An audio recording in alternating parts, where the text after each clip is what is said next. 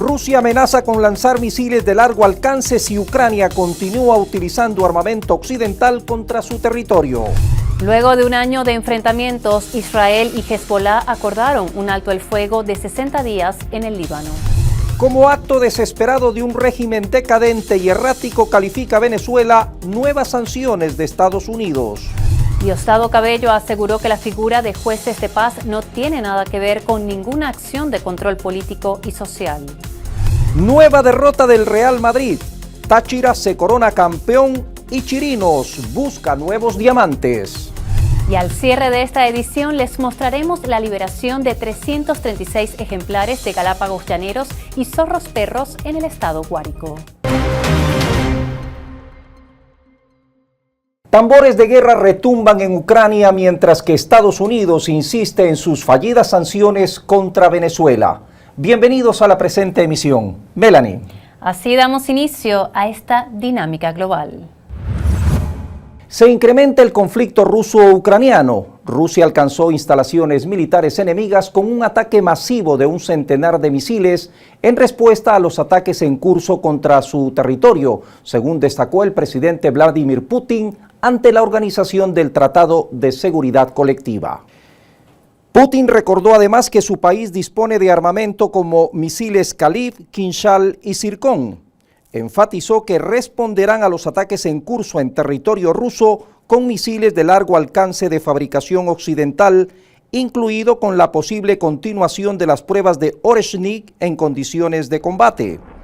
Según los expertos militares y técnicos, en caso de una aplicación masiva en grupo de estos misiles, es decir, varios racimos de Oreshnik a la vez en un solo ataque, la potencia de este sería comparable al uso de armas nucleares. Cada vez más niños son reclutados por las bandas armadas en Haití. Según un informe de UNICEF, en el último año el reclutamiento infantil sufrió un repunte sin precedentes del 70%. El organismo indicó que en la actualidad hasta la mitad de los miembros de grupos armados son niñas y niños.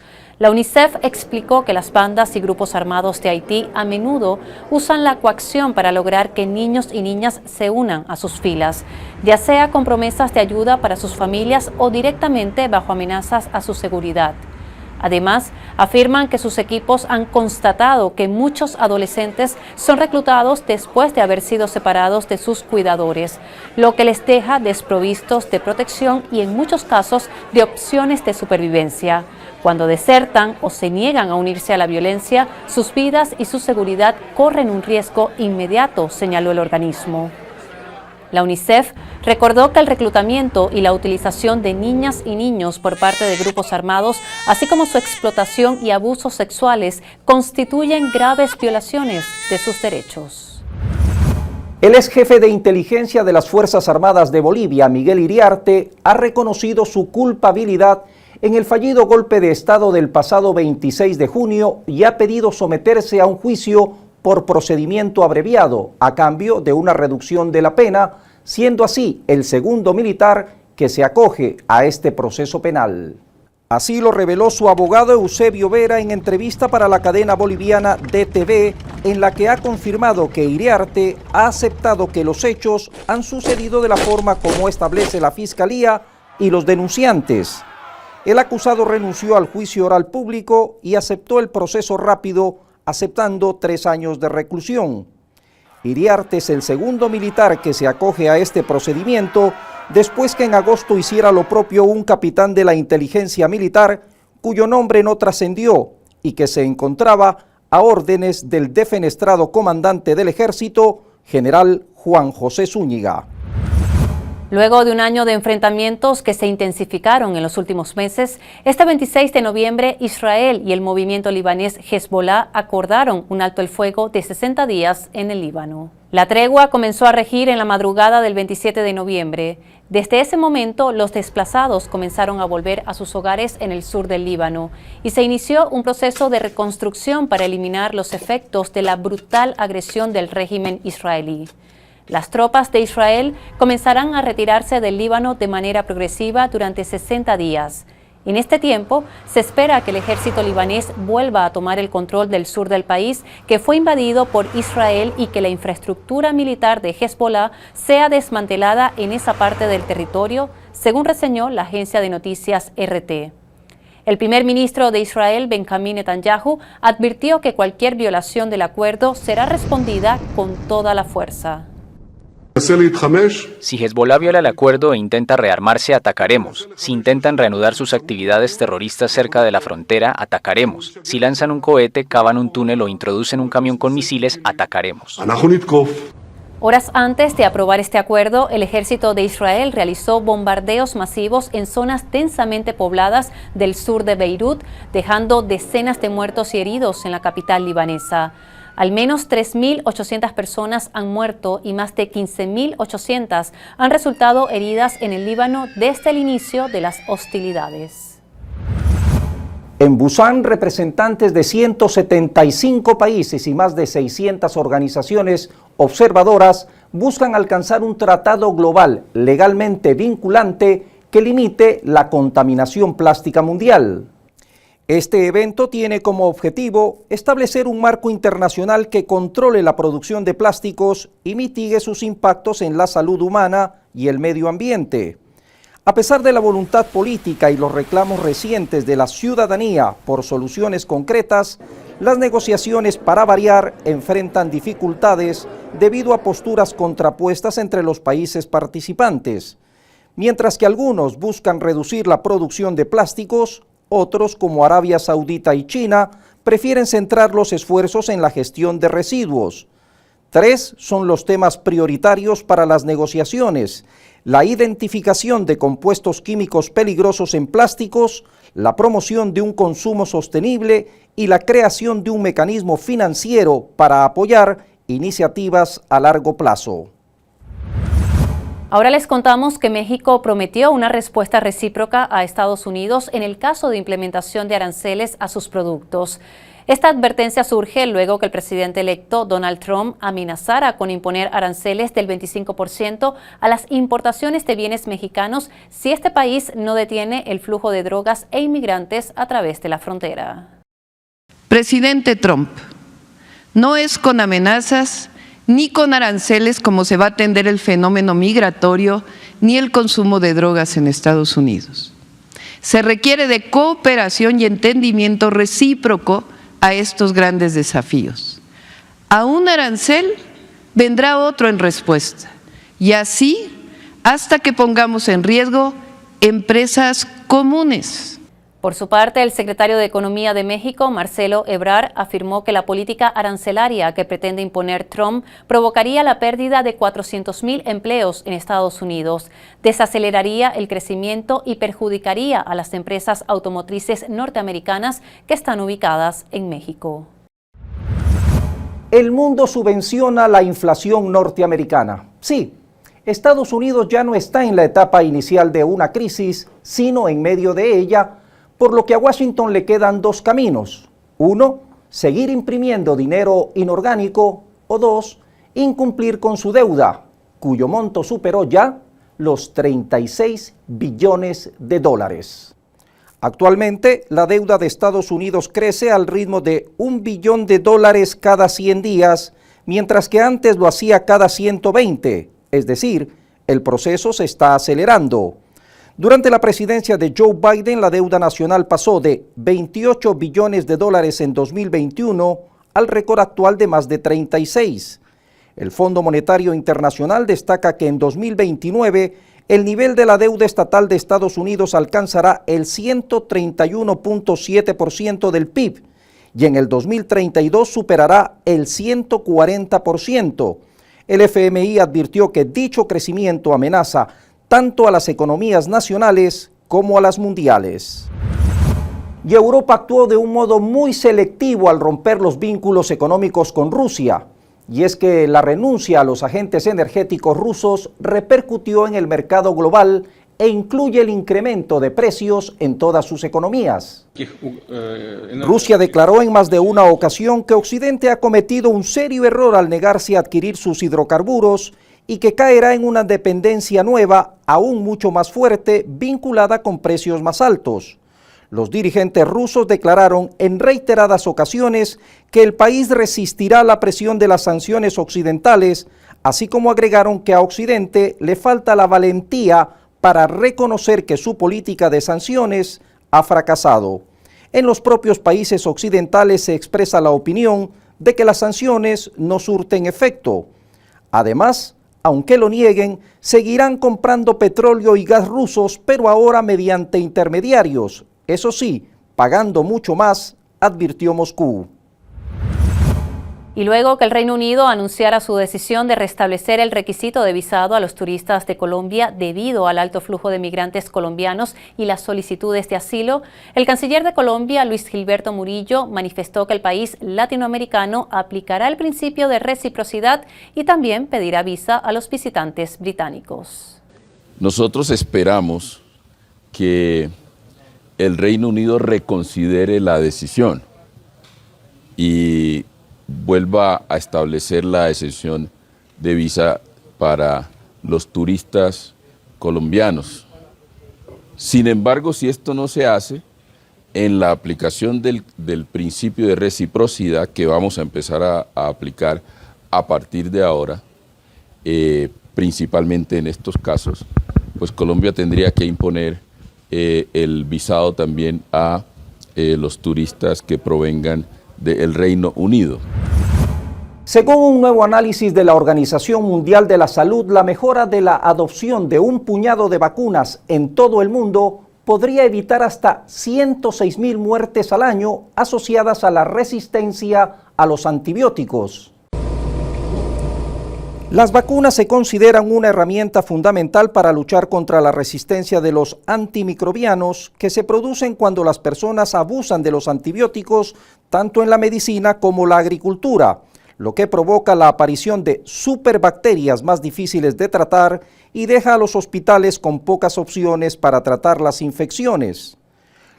Los investigadores calculan que las infecciones resistentes a los antibióticos podrían matar a más de 39 millones de personas en los próximos 25 años, y los líderes mundiales se comprometieron recientemente a reducir el número de muertes en un 10% para el 2030.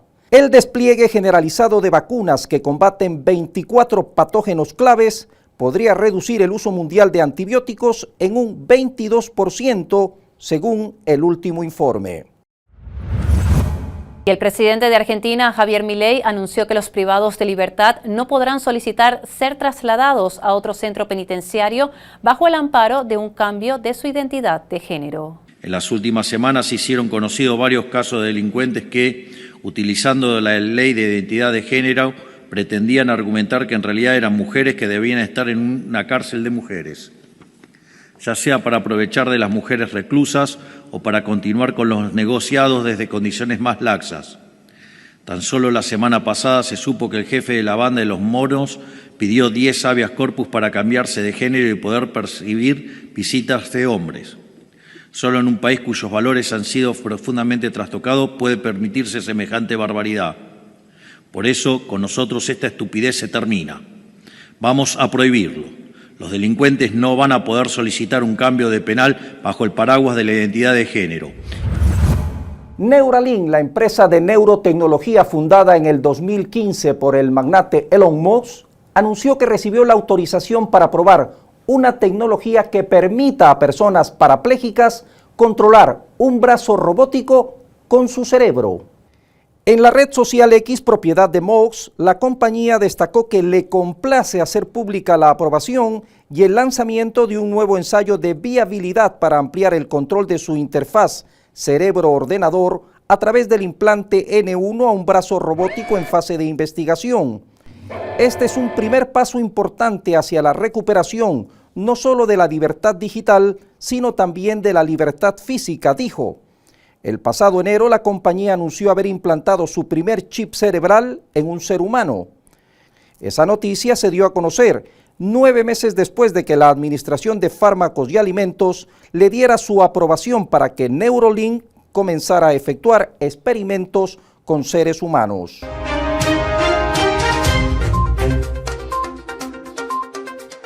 Tras la entrada en vigor del alto al fuego en Líbano, el conflicto se ha trasladado ahora a Siria, donde las armas confiscadas a Hezbollah en Líbano se están transfiriendo a las fuerzas de resistencia sirias, que el miércoles atacaron la ciudad clave de Alepo. Según informes de inteligencia de fuentes abiertas, las fuerzas rebeldes sirias que luchan contra el régimen de Damasco han cobrado un enorme impulso en las últimas horas. El 24 de noviembre, Yamandu Orsi, profesor de historia de 57 años de edad, resultó ganador en la segunda vuelta de las elecciones presidenciales en Uruguay con más del 49% de los votos contra un 45.9% de su rival Álvaro Delgado del gobernante Partido Nacional. Orsi, candidato del Frente Amplio, se convirtió en el tercer presidente de izquierda en la historia de Uruguay y asumirá la presidencia el próximo 1 de marzo para el periodo 2025-2030. El mandatario electo, que reemplazará a Luis Lacalle Pou, se comprometió a promover el diálogo nacional y a trabajar por el desarrollo y crecimiento del país. El gobierno peruano extendió el estado de emergencia en 13 distritos de la ciudad de Lima y uno en la provincia colindante del Callao ante el alza de la delincuencia. Esta medida se tomó por primera vez en septiembre, especialmente por la proliferación de mafias dedicadas a la extorsión, el sicariato, el robo, el secuestro, entre otros delitos. El gobierno señala que la medida implica que la Policía Nacional mantiene el control interno con el apoyo de las Fuerzas Armadas. 5 personas perdieron la vida por el paso de la tormenta Bert en el Reino Unido. Las lluvias torrenciales y los fuertes vientos que se registraron el 24 de noviembre afectaron principalmente a Gales y al sur de Inglaterra, donde se registraron inundaciones debido al desbordamiento de algunos ríos. Jair Bolsonaro era plenamente consciente de los planes de su círculo más cercano para perpetrar un golpe de Estado en el 2022 y además tuvo participación activa en la estrategia, según el informe de la Policía Federal brasileña. Actualmente se los acusa a todos de al menos 3 delitos: intento de golpe de Estado, abolición violenta del Estado Democrático de Derecho y pertenencia a una organización criminal. España aseguró este 28 de noviembre que cumplirá con sus obligaciones como Estado parte de la Corte Penal Internacional en caso de que el primer ministro de Israel, Benjamín Netanyahu, pise suelo español. He sido muy claro al respecto. La Corte Penal Internacional tiene un estatuto de Roma, del que España es fundador y que implica una serie de obligaciones. Y nosotros vamos a cumplir con todas las obligaciones que impone el Estatuto de Roma. Por lo tanto, nuestra posición yo creo que es muy clara. Respetaremos las obligaciones que tiene España, igual que el resto de los Estados miembros de la Corte Penal Internacional. El presidente del gobierno español, Pedro Sánchez, anunció un tercer paquete de ayuda para los afectados por la dana que azotó el país, matando a más de 220 personas. Este se suma a los 2 aprobados anteriormente y eleva la ayuda a más de 16.600 millones de euros. Durante su discurso, el líder socialista defendió la gestión estatal durante la catástrofe, asegurando que todos los organismos actuaron a tiempo y avisaron a los responsables autonómicos. Durante una conversación telefónica, la presidenta de México, Claudia Sheinbaum, instó al mandatario electo de Estados Unidos, Donald Trump, a levantar el bloqueo económico impuesto a Cuba y Venezuela. Lo que le planteé al presidente Trump es la estrategia de migración que viene desde hace meses, que se fortaleció desde particularmente enero del 2024, además de otros planteamientos que se hicieron, como por ejemplo que se acaben los bloqueos a Cuba y a Venezuela, porque eso lo que hace es que sufran los pueblos y que se dé un fenómeno como la migración. La Fiscalía pidió 20 años de prisión, la pena máxima en Francia, por el delito de violación para Dominique Pelicot, por agredir sexualmente durante 10 años a su esposa Gisèle Pelicot, a la que drogaba con somníferos y a la que ofreció a decenas de hombres para que también abusaran de ella. La fiscal del tribunal, Laure Chabot, ha pedido la pena con la mayor convicción tras señalar el carácter extraordinario de este proceso en el que se juzgan unos hechos, dijo, de gravedad inimaginable. Un gran incendio dejó sin hogar a unas 8.000 personas en un suburbio portuario de la ciudad de Manila, en Filipinas. Los medios reportan que el fuego se inició en la mañana del 24 de noviembre y solo tras 8 horas de esfuerzos pudo extinguirse. Unas 1.000 casas quedaron destruidas en el incendio. Los bomberos estiman que en los hogares afectados vivían unas 2.000 familias.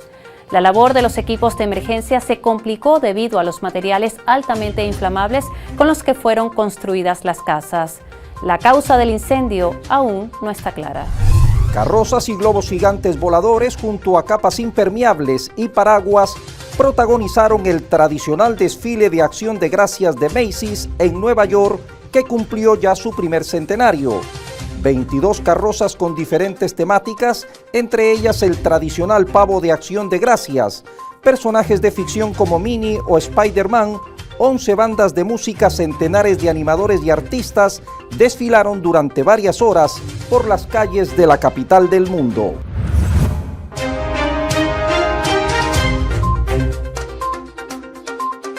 Y como un acto desesperado de la administración saliente del gobierno de los Estados Unidos, calificó el gobierno de Venezuela a las recientes medidas coercitivas unilaterales contra el pueblo bolivariano, propias de un régimen de salida, decadente y errático.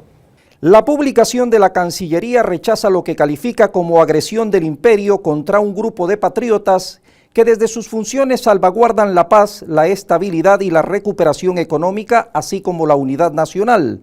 Hoy el gobierno decadente de los Estados Unidos de Norteamérica sacó lo que ellos llaman sanciones contra un grupo de eminentes hombres de nuestro país, líderes populares,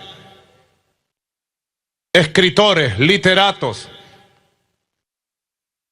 dirigentes políticos, contra un grupo de líderes militares. La supuesta fortaleza que pretende mostrar el régimen lo único que hace es evidenciar una debilidad propia de un gobierno decadente y errático que abandona su mandato en medio de una grave crisis social y económica tras su rotundo fracaso electoral. Y el primer vicepresidente del PSUV, Diosdado Cabello, aseguró que la figura de los jueces de paz que serán elegidos en Venezuela el próximo 15 de diciembre no tiene nada que ver con ninguna acción de control político o social. Los jueces de paz constitucional no tiene nada que ver con control político, con control social, no.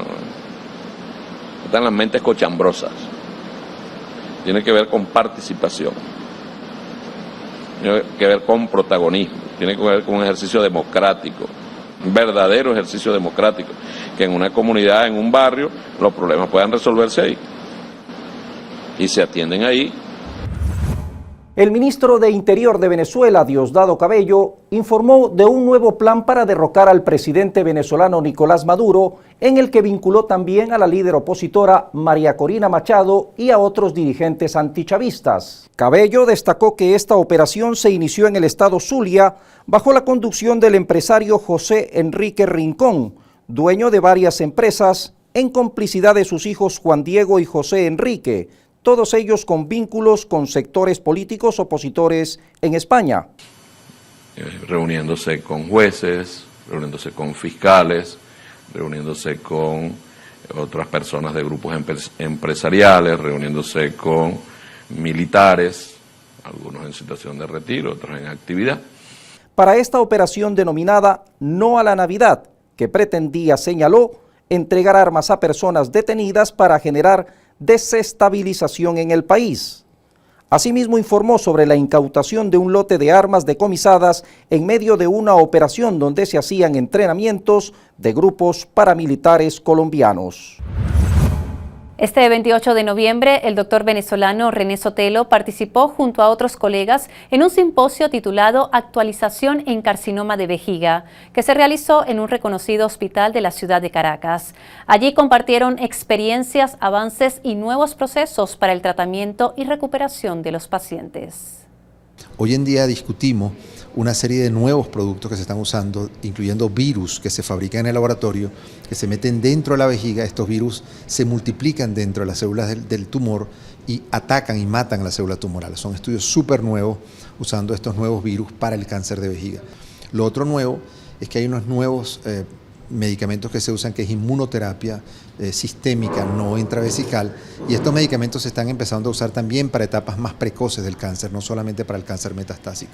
Y de las cosas que yo discutí es cómo cuando el cáncer es infiltrante, hay básicamente dos alternativas, ya sea resecar, darle quimioterapia y radiaciones, y la otra alternativa es remover la vejiga y construir nueva vejiga. Y básicamente presenté la evolución del desarrollo de la cirugía laparoscópica y robótica, cómo hemos ido logrando duplicar los modelos de vejigas que hacíamos en cirugía abierta, cómo los hacemos hoy en día con cirugía robótica y cuáles son los diferentes trucos que hemos aprendido. Hoy en día en Estados Unidos ya la mayoría de las cirugías de cistectomías radicales se hacen con robot. Tras el incendio que afectó la planta de gasoducto Muscar en Monagas el pasado noviembre, el presidente de Petróleos de Venezuela, Héctor Obregón, informó que la recuperación ha sido paulatina. Señaló que con los trabajos realizados con esfuerzo y sacrificio se ha logrado el restablecimiento paulatino de la misma.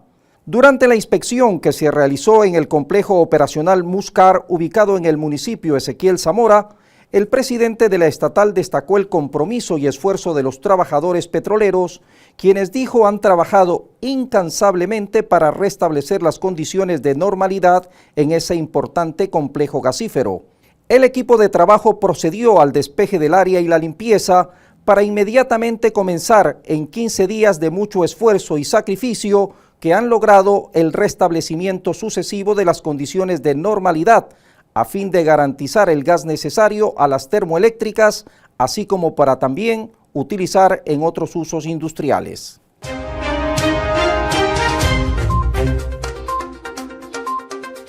Y a partir del 1 de diciembre se incrementa el precio del pasaje de transporte urbano. Así lo hizo conocer el gobierno por parte de las autoridades correspondientes. El valor del pasaje varía de acuerdo a la ruta, ya sean las cortas que van desde los 16 bolívares y las largas que pueden alcanzar hasta los 43.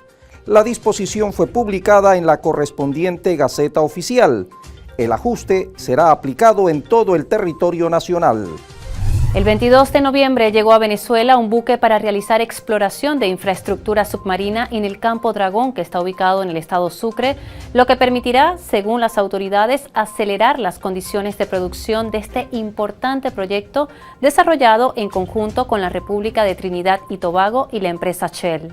La vicepresidenta ejecutiva de la República y ministra de Petróleo, Delcy Rodríguez, manifestó que se trata de un nuevo paso para seguir proyectando a Venezuela como país exportador de gas natural.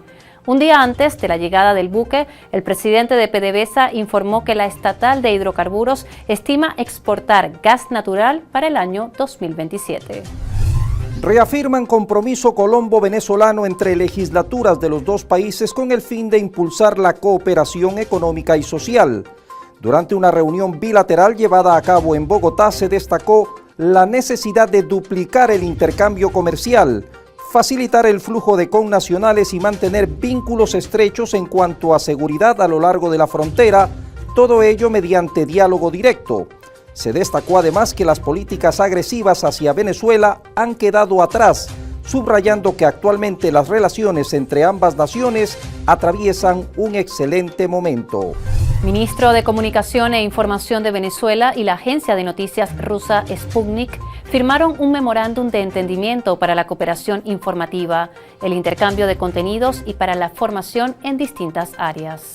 Acá en Venezuela este acuerdo es un acuerdo muy operativo porque también contempla el intercambio de experiencias. Hoy estamos recibiendo de parte de los compañeros de Sputnik un taller sobre el ABC de la inteligencia artificial en el periodismo. Táchira concita la atención del turismo local y regional con el desarrollo de la Feria Internacional de Turismo FITVEN 2024. El evento, que cuenta con la participación de más de 40 países, incluye ministros del Grupo ALBA TCP, empresarios, operadores turísticos y diplomáticos, quienes tomarán parte en la rueda de negocios, el Congreso 360 grados y diversas actividades relacionadas. Se busca impulsar el turismo tanto a nivel nacional como internacional, así como el intercambio comercial con la visita de nacionales y extranjeros al estado Táchira.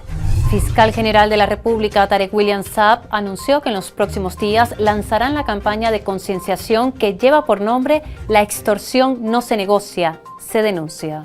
Próximamente vamos a lanzar la campaña en los próximos días. La extorsión no se negocia, se denuncia. ¿Por qué? Porque hemos visto cómo ha mutado este delito y ha buscado trascender y agredir a ciudadanos comunes. El presidente de la Asamblea Nacional, Jorge Rodríguez, anunció la reactivación de la comisión especial encargada de investigar los delitos cometidos contra la empresa venezolana Citgo, despojada ilegalmente por el gobierno de los Estados Unidos.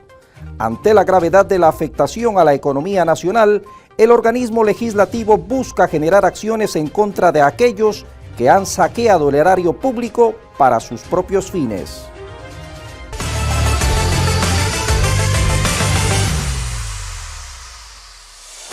Táchira campeona en Venezuela, Chirinos busca nuevos aires y el Real Madrid sigue por la calle de la amargura. Táchira se consagró campeón del torneo de clausura 2024 en la Liga FUTB. En el estadio Pueblo Nuevo de San Cristóbal, el aurinegro se impuso por 4-1 sobre Carabobo y así el conjunto atigrado obtuvo su segundo título del año y el pase directo a la Copa Libertadores 2025. El lanzador venezolano Johnny Chirinos se encontró un nuevo destino en su carrera tras ser liberado por los Miami Marlins y ahora se alista para unirse a los mellizos de LG en la organización coreana de béisbol. La noticia fue confirmada por X Sport News desde Corea del Sur. Crisis en el Real Madrid tras su derrota en Liverpool por 2-0, lo que suma su tercera derrota en 5 partidos en la Champions, o lo que es lo mismo, tiene casi imposible acabar entre los 8 primeros de la liguilla. Nuevamente Mbappé falló ante el pórtico contrario, pues ni de penal consiguió anotar.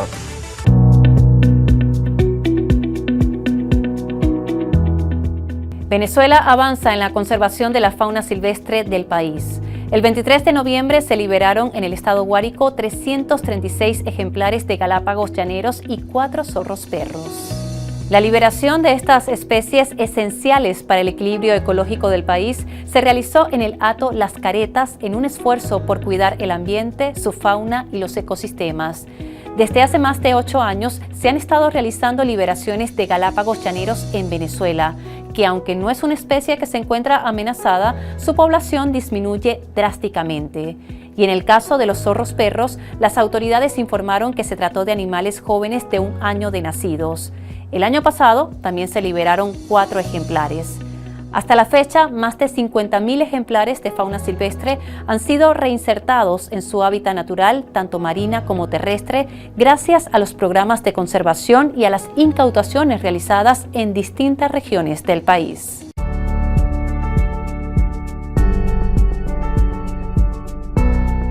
Y cada 25 de noviembre se recuerda el Día Internacional para la Eliminación de la Violencia contra la Mujer.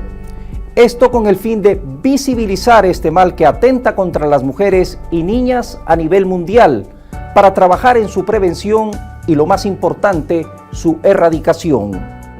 Se busca además implicar a todos los países del mundo para que desarrollen políticas para la erradicación de la violencia de género, así como paralelamente ofrecer apoyo y generar conciencia sobre la estigmatización y la vergüenza que sufren las víctimas. También se pretende revitalizar compromisos existentes y exigir a los responsables medidas concretas y responsabilidad en sus acciones.